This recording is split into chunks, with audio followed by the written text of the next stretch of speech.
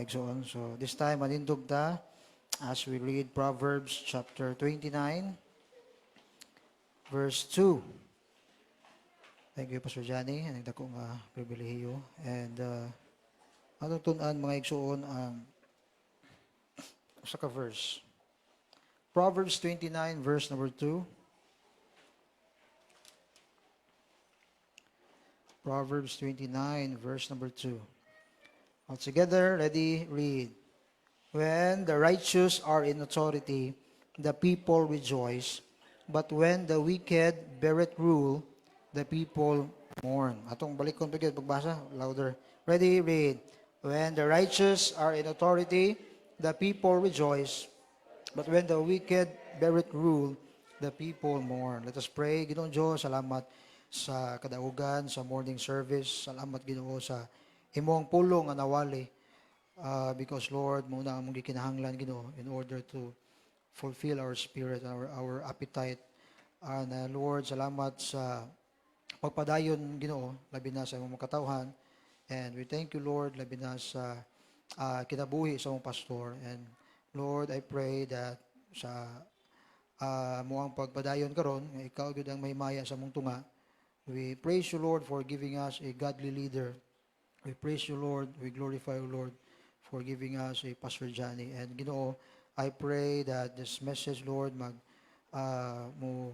maggamit na mo among mapanamina na mo Lord, how that we can be able nga mahimong effective nga kaabag sa imuhang buluhaton, and also Lord kaabag sa imuhang alagad diri sa church. And Lord, panalangin niya mo pagpadayon karon, ingon man pagtuon sa imong pulong, kamita Lord imong ubos nga alagad. We ask for the power of the Holy Spirit, and I pray Lord nga ikaw ang makigstorya sa matag usa kanamo, because you know our needs. Ikaw ang mag-equip, ikaw ang mag-correct, ikaw ang magbadlong, and ikaw ang mag-encourage Ginoo. Salamat kay tanan ang bisalig kanimo, in Jesus name we pray. Amen. Amen. Thank you. Please be seated. Mga igsoon, ato ang tun-an this morning about thank God for godly leaders. Okay? He mentions as a verse 2, when the righteous are in authority, the people rejoice. And of course, in comparison, when the wicked beareth rule, the people mourn. Now, sa ato ang komunidad, mga kaigsunan, kinahanglan gyud og godly leaders. Okay, pasalamat ta nga naanay pipila karon nga naa sa kanang nangalagad sa government nga mga Kristohanon. Niya ang uban nila is naningkamot gyud nga mubarog gyud ipakita ilang yung gipakita ilang conviction. Nga bisan ibaw na ta, bisa diha sa politics na agin na yung mga grabing temptasyon, but they strive nga ang ilahang faith, makuan gid nila, ma-express gid nila mga igsoon. Pasalamat ta nga sa patong panimalay na ay godly leaders. Okay? If you are a father this morning, this afternoon, ikaw ang godly leader sa iyong panimalay. Okay? Kaya in the kuan sa balay, of course, expected yun ang amahan mo, barog yun siya. If sa inyong panimalay, imong amahan wa pa maluwas, then ikaw nga yung people or ikaw nga wife, pangayoon nimo ang grasya sa Ginoo nga mahimo kang panalangin. Ang imong pagtuo, ikaw mahimong kahayag, and then time will come, ikaw ang lead nila diha sa Ginoo. Ikaw ang lead nila sa pagpangalagat. We praise the Lord diri sa simbahan atay mga leaders. Amen. Kaya di man pwede nga ang mga leaders karon maugya po mula hutay the next 10, 20 years. Mo-graduate mo gyud na. Maami gyud na transition. So mo na nag-train ta mga kaigsunan. And kaning kalibutan na kinahanglan gyud ni og godly leader. Kaya musugot sa dili, Satan will kada bitaw aning kamot na siya mangitag paagi nga ang wickedness, ang pagkadautan, ang corruption, makatag yun sa tibok kalibutan. Nagsugod na nga iyahan attack ang institution nga gi-build up sa Ginoo. Sa government, okay? Sa family, ibantay ta sa family imbes nga ang lalaki mo mubarog unsay gi-promote sa kalibutan. Yung mga ang babae nga, I identify myself as a man.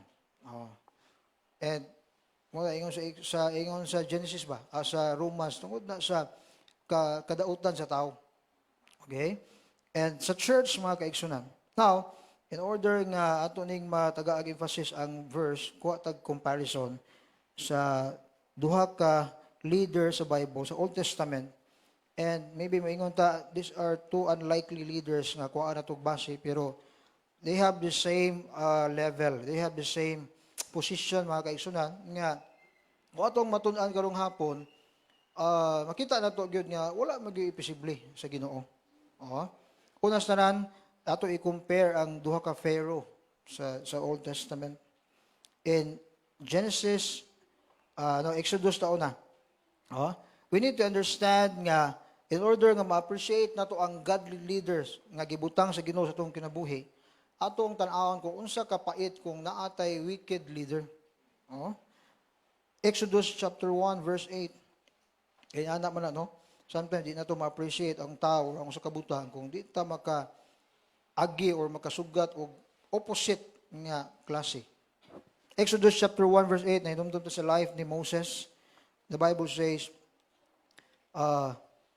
now there arose up a new king over Egypt, which knew not Joseph. Kaya bawa naman to sa life ni Joseph. Dito sa Egypt, kung unsa siya gigamit sa Ginoo nga ang nasod lahutay gyud grabe bisan sa grabe nga kagutom. And not only ang Israel atabangan sa iyang pag-leadership, isip ikaduha nga tao sa Pharaoh, but even ang mga neighboring cities, nations. The Bible says, and he said unto his people, behold, the people of the children of Israel are more and mightier than we. Come on, let us deal wisely with them, lest they multiply. And it come to pass that when there falleth out any war, they join also unto our enemies and fight against us. And so get them up out of the land. So ang bag-o nga generation nga Pharaoh, king diri sa Egypt, wa siya kaybaw sa legacy ni Joseph, wa siya kaybaw sa gihimo sa Pharaoh panahon ni Joseph. So ang nasa iyang huna is wickedness. Wa patalabo sa wickedness. Ang nasa huna is insecurity. Kaya una kusgan kaning mga Hudiyo niya. Daghan pagid sila, nagkadaghan niya. Umabot ang time nga nay gubat unya kung adto ni sila modapig sa kontra, pildihon ta ni. Ato ni silang evacuate. I-demolish. Ingon sa verse 11, ato silang sa tiyang diri, should get them up out of the land. 11, therefore they did set over them taskmasters to afflict them with their burdens. Okay? And they built for Pharaoh treasure cities, Pithom and Ramses. So, nagtrabaho sila at the same time, nahimo na silang slaves, kaya na may taskmaster nga magsigig bunal nila, lisod-lisoron sila mga kaigsunan. Okay? Unlike sa nahitabo sa time ni Joseph nga, nindot kay ang relationship sa mga Egyptian o sa mga Hudiyo. Okay? The Bible says, but the more they afflicted them, the more they multiplied and grew. Okay, ato makita diri nga tungod sa gibuhat ni Joseph, ang panalangin sa Ginoo nagpandong gyud, ang pabor sa Ginoo nagpandong sa mga Hudiyo.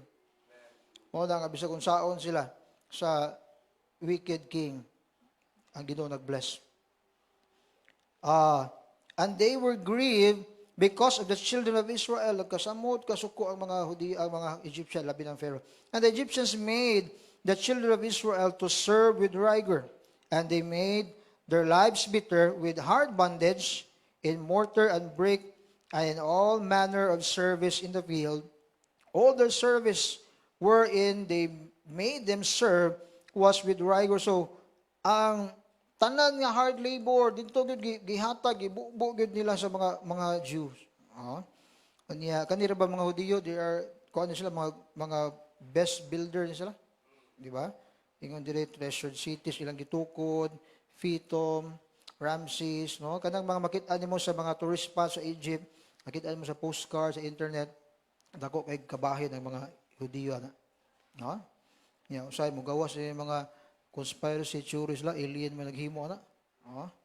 Alien din, no? So, iyon dire mga igsoon, and he said, verse number 15, and the king of Egypt spake to the Hebrew midwives, of which the name of the one was Shipra, and the name of the other Puah. And he said, when ye do the office of the midwife to the Hebrew woman, and see them upon the stools, if it be a son, then ye shall kill him.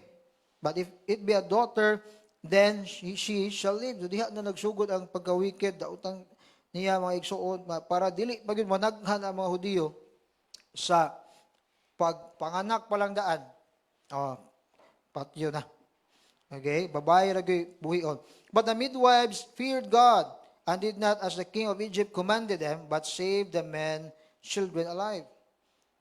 Salamat ani mga midwives nga naay kahadlok sa Ginoo nga ilahang gi nisukwahi sila sa mando sa wicked king. Mga mga kaigsunan, bisan pa kung ang tao masuko nimo, malain nimo tungod kay nagsunod ka sa Ginoo, okay ra na. Tanti nga ang Ginoo nalipay sa imong gibuhat nga desisyon. Pwede kayo nga putlan sila ulo, kay bawo sila nga naa ang risgo nga masakpan sila nga naagyo sila gipang buhian nga mga anak nga lalaki nga buhi gyud, pero ilang gibuhat ni because they feared God. 18, and the king of Egypt called for the midwives and said unto them, why have ye done this thing? Tuod man nasakpan, and he have saved the men, children alive. And the midwives said unto Pharaoh, because the Hebrew women are not as the Egyptian woman, for they are lively and are delivered ere the midwives come in unto them. Therefore God dealt well with the midwives, and the people multiplied and waxed very much. So ang gikahadlukan sa king, ang iyang gilikayan nga may tabo, nahitabo gyud nakadaghan ang mga Hebrew. Therefore God, ingon sa Bible, and waxed very mighty. Kung ikumpara nimo ang strength sa mga Egyptians, layo lagi sila kumpara sa mga children of Israel, Hebrew hanon. And it came to pass, because the midwives feared God, that he made them houses. And Pharaoh charged all his people, saying, every son that is born ye shall cast into the river, and every daughter ye shall save alive. So, of course, mga kaigsunan, we know the story, chapter 2, abot ng time, yung natao si Moses. And, tungod kay, gusto sila, verse number 1, apilo na lang. And there went a man of the house of Levi and took to a wife a daughter of Levi, and the woman conceived and bare a son, and when she saw him that she was a goodly child, she hid him 3 months. Grabihan, no? Dili man basta-basta na bisan sa higpit sa seguridad atong tayma, kay daghan kayo mga sundalo nga nagkuan sila ilang gimonitor na abay mga bata nga tao, mga lalaki, pero giampingan gyud sa inahan. And una nga in the span of 3 months nakasurvive gyud si Moses hantod niya. We know the story, gikuan siya sa sapa, sa river. And then kung atong tan-awon ang Genesis chapter 50 verse 6 to 7, kung makita sa Exodus, grabe ka ngilad ang Pharaoh. Nga kanang mga bata, di ba? Patyon niya tungod sa iyang ka-insecure. But in previous generation, labi na sa time ni Joseph, in Genesis 50 verse 6, tingnan sa Biblia, and Pharaoh said, atong sugdan diri sa verse number 1 na lang, and Joseph fell upon his father's face, si Jacob, and wept upon him and kissed him. And Joseph commanded his servants, the physicians, to embalm his father, and the physicians embalmed Israel. Patay na si Israel or Jacob. And 40 days were fulfilled for him, for so are fulfilled the days of those which are embalmed, and the Egyptians mourned for him threescore and 10, even ang mga Egyptian ay nga time, ni simpatiya sila, mga kaigsunan. Niduyog sila des kasubaanan. Ano man, because sa time ni Joseph, nindot ang iyang testimony, nindot ang iyang gibuhat, nindot ang iyang pakigrelasyon sa Pharaoh, and muna nga nindot kay ilang relationship. And when the days of his mourning were past, Joseph spake unto the house of Pharaoh, saying, If now I have found grace in your eyes, speak, I pray you in the ears of Pharaoh, saying, My father made me swear, saying, Lo, I die in my grave, which I have digged for me in the land of Canaan. Mo ni ang hangyo ba ni kuan Jacob sa iyang anak. Kung mamatay siya, dito sa ilubong. There shalt thou bury me. Now therefore let me go up, I pray thee, and bury my father, and I will come again. So response of Pharaoh, and Pharaoh said, Go up and bury thy father, according as he made thee swear. Pleasing kani sa life ni Joseph sa ilang family nga ilahang amahan mabalik og lubong sa ilahang homeland, mga kaigsunan. In verse number 7, wala na siya. Okay, so, and 8, and all the house of Joseph and his brethren and his father's house, only their little ones and their flocks and their herds, they left in the land of Goshen. So, ato makita ang kalahian sa duha ka leaders, duha ka Pharaoh. Ang usa ka Pharaoh sa Exodus, gusto siya nga pamatyon ang mga batang lalaki. Wala siya kaluoy, wala siya kahadlok sa Ginoo. Even the innocent child, iyang ipapatay tungod kay nahadlok siya nga murag mahawngan ta ani. Grabe og manpower ang mga Hebrew, grabe ka kusgan sila. And ang sa Genesis mga kaigsunan, nakita nimo ang usa ka Pharaoh nga nakakita siya daghan naman sa previous nga mga chapter, labi na pag-interpret ni Joseph sa iyang dream, nga iyang na-appreciate nga kani si Joseph na ani buhi nga Ginoo nga gisimba. Kung itong ikumpara ba, no? Nindot kay nga pamalandungon, nga even kani sila, Egyptians ni sila, most of the time, sa magbasa ta Egyptians sa Bible, isa sila kasimbolo sa kalibutan. Di ba? So, itong makita dire nga, kani nga Pharaoh, kani nga king, nahimuning padalangin siya sa kinabuhi ni Jacob, kinabuhi ni Joseph, o sa tanang mga Hebrewanon. But namatay siya, nilabay ang mga katuigan, mga generations, nanipuli, nga bagong Pharaoh, nga wala gyud kay ilaw, wala gyud kay bawo siyang legacy. And iyahang gilutos ang mga Egyptians, Hebrewanon. Muna nga pasalamat ta mga kaigsunan, nga gitagaan ta sa Ginoo godly leader. Amen? Kung ikaw anak ka, salamati ang Ginoo nga nakay amahan niya, gidala mo diri sa simbahan. Amen mga young people, mga anak. Nakay ginikanan nga naikahadlok sa Ginoo. Kung ikaw usa ka estudyante, kinahanglan nga mahimo tang godly leader sa itong mga eskwelahan. Di ba? Kaya kabaw lang ito sa eskwelahan, na ako nakita sa Facebook, usa ka bata, I think elementary student, nagwali siya sa mga classmate. Ayan mga classmate, mura nagigayaga o sa iyaha ba? Bata pa siya, pero daway siya muwali, murag matsud siya talaon ba? Yan, ni-witness siya sa mga classmate. Di pwede nga kita, mga estudyante, mga Kristohanon ta, especially students ta, dili ito ipagawas atong kahayag sa atong mga eskwelahan. If you're a trabahante ka, nakakay work, ginahanglan sad nga ikaw mo barog isip leader sa imuhang trabahoan. Nga imo ipakailap ang pulong sa Ginoo. And salamat ta mga kaigsunan diri sa church sa Basak na Pastor Johnny nga nag-lead na to. Thank God for godly leader. Number 1, sa itong buhaton, kitagaan matag godly leader sa Ginoo. Number 1, we should not take them for granted. We should not take our pastor for granted, mga kaigsunan.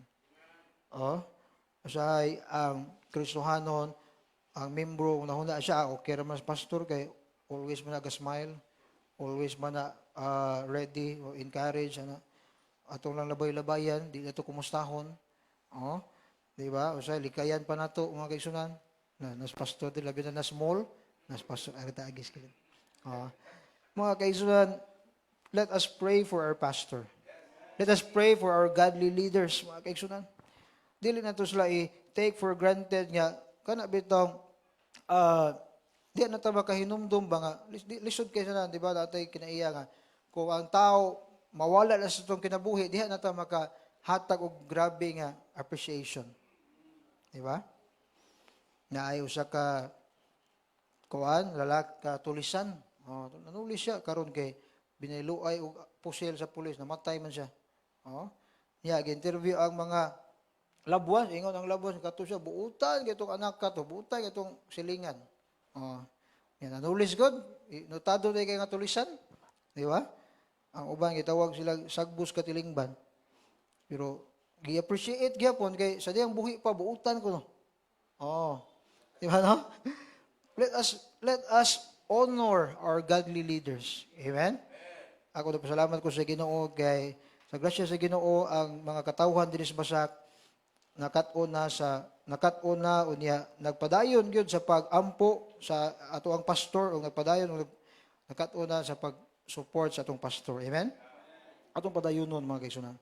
Let us honor our godly leaders. Kung itong makita sa kalibutan mga kaigsunan, wala sila respect sa mga leaders. Kita as Christians na naman sa Bible nga, dapat kung kinsa gibutang sa Ginoo diya sa katungdanan sa administrasyon atong iampo. Pero dili pwede nga abi kay di ka ganahan nga politiko, morally din ka. Di ba? Asa na ang 20 pesos nga bugas, kilo sa bugas. Ano ba, no? Ato i-pray sila mga kaigsunan. Mo bitaw na nga dapat dili ta mahimong pro-politician. Amen? Pro-government na lang ta kay may gibuhat sa Ginoo nga institution. Mo na kung bisag kinsa pa nga politician nga ibutang diha, bisag kinsa pa nga partido tungod kay pro-government ka, imo gyud sila i-pray sa Ginoo. Kay kung pro-politician ka, kontra ni ko di nako ni ako i-bash sa Facebook be. Asa na itong 20, 1/4 na yung 20. Yan, lagang kayo mga Kristohanon, maupay maguna-una ito, share, post diya, di ba? Ano ba? Pero muna, nawala na ito ang pagkakawa. Asa man ito ang obligasyon nga pag-ampo nila. Muna nga, kung wala talaga ampo nila, kita yung number 1, mo bash nila, mo attack nila. Kanin siya, kuhani. Adik. Ano na ta? Mga kaigsunan, mausad sa simbahan. Usara man itong pastor diri. Usara man si Pastor Johnny. Atong i-honor mga igsoon. Muna natay Pastor Appreciation Sunday. Of course, ang Ginoo atong gi-lift up, gidayeg daw ang Ginoo. And napasalamat to sa Ginoo kay gitagaan ta niya alagad niya. Nga nag-surrender siya ang kinabuhi. Iyahang talikdan ang iyahang kaugalingon nga ambisyon para mo follow sa kaubuton sa Ginoo.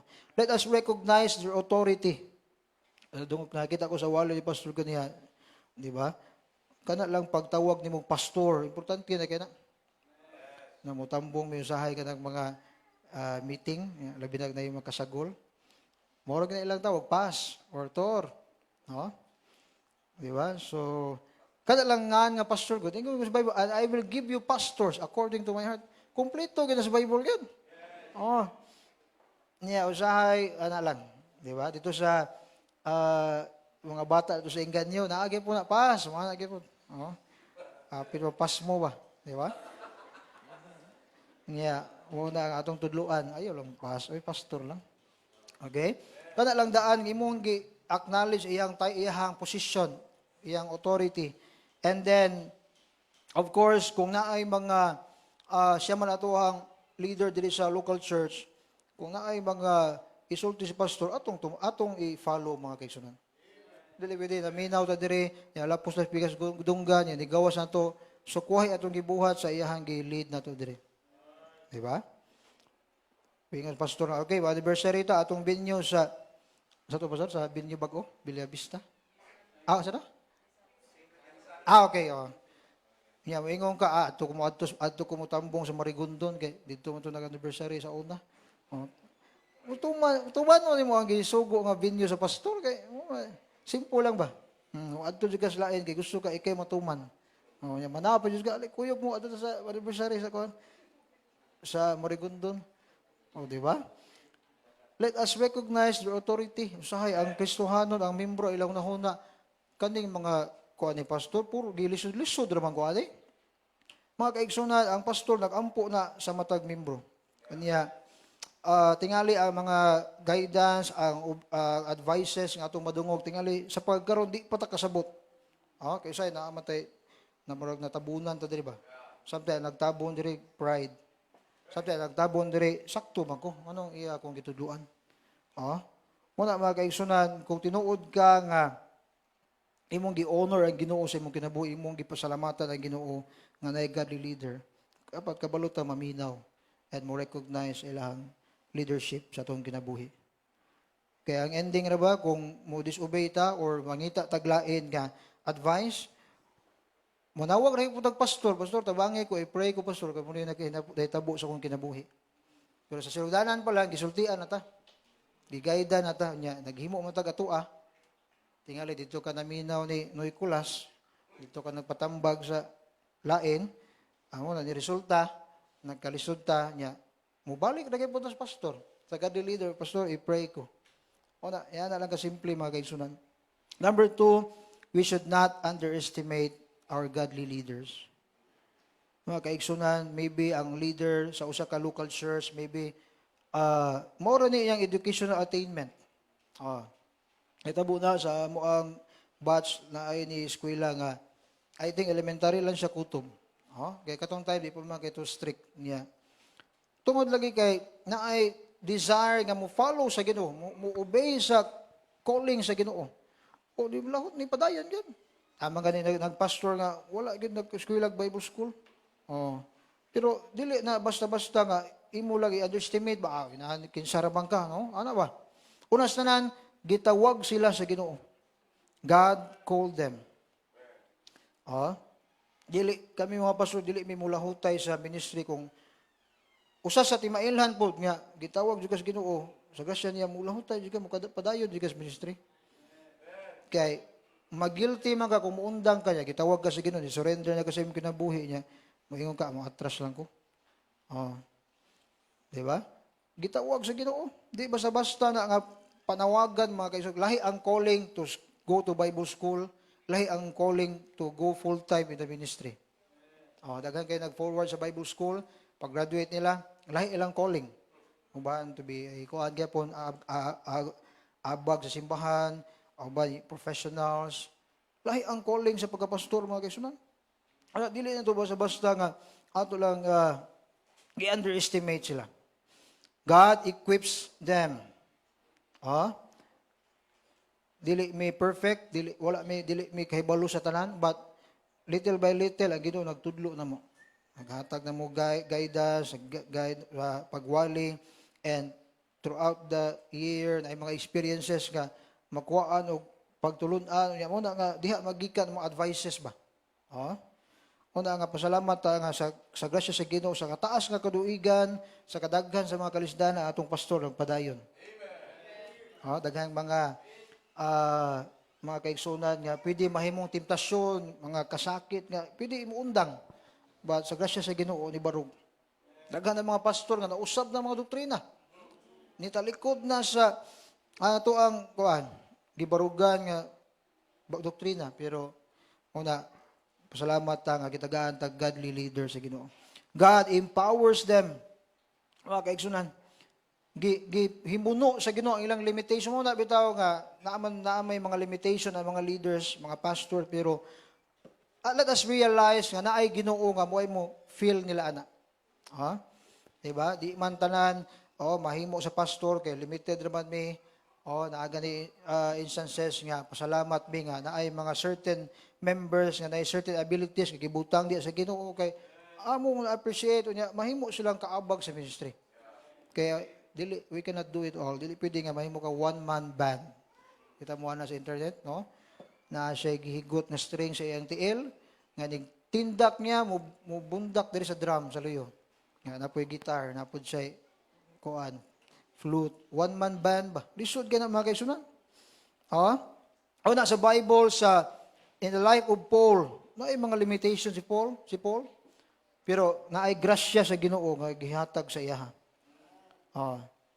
Dili talang area na adto ni Paul tungod sa kuan ba? Na may mga ah, places nga totong giwali diri last time nga na siya adtuon pero gipa tagaan sa laing ruta sa Ginoo. Oh. Mausad sa dili sa local church tingali dili talang membro, dili talang balay mabisitaan sa tong pastor. Oh. Pasalamat ta panahon sa Domingo magkahiusa ta diri. Amen. Maka-fellowship ta, kadungog tas mensahe. Oh, di na nato na ikasakit ba. Kay kuan man mga kaigsunan. Pero lagi mga higayon nga magkuan lagi na may mga schedule ba nga conflict pero kana siya mga kaigsunan gamay ra nga butang. Salamat ta nga panahon sa Domingo magkahiusa ta diri simbahan. We should not underestimate them. Si Peter, mangingisda si Peter. Oh. Si Peter iyahang gilimud ang Ginoo. But in the book of Acts, barog siya, nag-lead siya. Ingon ang mga leaders sa church, mga unlearned man ni sila. Kanong pirti magani sila muwali, pirti magani sila kaswito sa balaod nga mga dili man ni sila educated. Kaya naman naay Ginoo nga nag-empower nila. Muna, ganing pag-leader na to, pag-lead na to, maybe dili lang sa mga pastor, is you a leader, a husband, a father, dili ni paabilidad ray mga kaigsunan. Oh. Paduulay gyud ni sa Ginoo. Kay Ginoo mo equip na to, mo guide na to. Lastly, number 1 sa to, we should not take them for granted. Pila ka na to karong buntag, pag mata na to, nag-pray ta, Lord, salamat nga na ako'y godly leader, na ako'y Pastor Johnny sa akong kinabuhi, na ako'y church sa basak nga diin ako makapasilong, makakaon sa imong pulong. Oh? Kanang di ta makahisgot niya anas pag-ampo, ato na nag-take for granted. Di ba? Kaya usay, magpasalamat man kita sa ato mga personal needs, pero i-appeal gyud nato this prayer mga igsoon. Lastly, we should appreciate their service. We should appreciate their service. Amen? Ang ato ang godly leader, mga kaigsunan, na ay pinasahi nga responsibilidad. O ito, every time ubarog atong pastor diri, he needs our prayers. Amen? Kaya the moment nga musulti mi diri niya, wala sa Biblia, manubag mi sa Ginoo. Kaya importante kay mag-study mi. The moment nga mutudlo mi sa inyoha niya, number 1 kami di mo buhat, ako kay nga tulubagon sa Ginoo, sa kanamo sa Ginoo. Yung si Curtis Armstrong, sometimes a person has to be dead a while before people can appreciate what they did when they were alive. Daghan na kay mga instances nga sa diha ang ilang leader gibutang na sa tubangan, nanay samin, gibutang na sa kahon. Ang mga membro mo dool, Pastor, pasaylo ako. Pastor, sorry. Kaya naman, sa diyang buhi pa, wa man gi-appreciate. Okay? Ayon sa kasaying, dead people receive more flowers than the living ones because regret is stronger than gratitude. So, appreciate and motivate people when they are alive. Mo din ano? Mas kuan yun, maglabi yun yung pagmahay ba? Mo na nga, bintas, kung mahimo pa na to, makaya pa na to, atong pasalamatan ang Ginoo sa kinabuhi sa tong leader, sa tong pastor. Reward them. Reward. Kanang, actually, kadungog naman tayo na sa baba sa itong pastor nga, pasalamat si pastor ang mga material nga gift, mga blessing. But ang pinaka-importante yun sa kasing-kasing sa pastor is makita lang taniya nga mga lagad sa Ginoo faithfully. Ma-encourage ang pastor na. Kanang mga gift, bonus na lang siya mga kaisunan. Pero, muna, kabantay mo kung naay absent sa simbahan, ang pinakauna mabantayan sa pastor, ang bakante nga bangko. Wala lagi si Brad, wala lagi si sister. And then, pag sunod Domingo, wala lagi gihapon. Di ba? Ano yung mga, kuan ba, kabalaka. So, nahuna. Una nga, the moment nga ang Kristohanon magpabuyag sa pastor, bugat kayo sa kasing-kasing sa pastor. Magpabuyag sa Ginoo, magpabuyag sa simbahan, tako kayo na nga burden sa kasing-kasing sa pastor. It will add to the sleepless nights sa kinabuhi sa leader. Muna, ang pinakanindot nga reward, nga regalo nga atong mabuhat sa atong pastor is mangalaga ta sa Ginoo faithfully. We will follow the Lord. We will obey the Lord. O na mga kaigsoon, encourage them. Encourage them. Kita permita makadawat o encouragement sa ato ang pastor. But pila na to ang encourage sa atong pastor. Pastor, we are praying for you. Pastor, salamat sa imong pagpangalaga. Salamat sa imong pamilya. Salamat sa pag-ampo. They need encouragement, mga kaigsunan. Oh. Kung ito makita ang life ni Paul, I think sa Philippians, itong abliho ni, dihata mo end, mga igsuon. Na ay mga churches nga, na sila pagkulang ni Paul. But pasalamat kayo po si Paul sa pipila ka mga churches, I think Philippians chapter 4, nga nagpakita sa ilahang suporta. Wala kasakit ni Paul, but nahimo siyang thankful nga na church nga nagpadayon. Chapter 4, verse number, Philippians chapter 4, verse number 10. But I rejoice in the Lord greatly, that now at the last your care of me hath flourished again, wherein ye were also careful, but ye lack opportunity. Not that I speak in respect of want, for I have learned in whatsoever state I am, therewith to be content. So ang pagsuwat sa letter ni Paul ani dito sa mga taga Ephesus, Philippians is dili kay nangayo siya kuan ba, but pasalamat siya ba nga naagay improvement sa ilahang kinabuhi, nga ay maturity niya. Ingon siya dire, I know both how to be abased and I know how to abound. Everywhere flexible man siya. And in all things I am instructed both to be full and to be hungry, both to abound and to suffer need. I can do all things through Christ which strengthened me. Verse 14. Notwithstanding, ye have well done that ye did communicate with my affliction. The word communicate, nagpadalag support, nagtabang. Verse number 15. Now, ye Philippians, know also that in the beginning of the gospel, when I departed from Macedonia, no church communicated with me as concerning giving and receiving, but ye only. For even in Thessalonica ye sent once and again unto my necessity. Not, 17, because I desire a gift, but I desire fruit that may abound to your account. Gusto gyud po ni Paul nga ang kanang kuan bitaw nga bahala ko siya madawat nga anything gikan sa makiswala, but iya lang nga makita siya nga matag Kristohanon nga iyang na minister mo grow and mahimong mabinungahon ilang kinabuhi.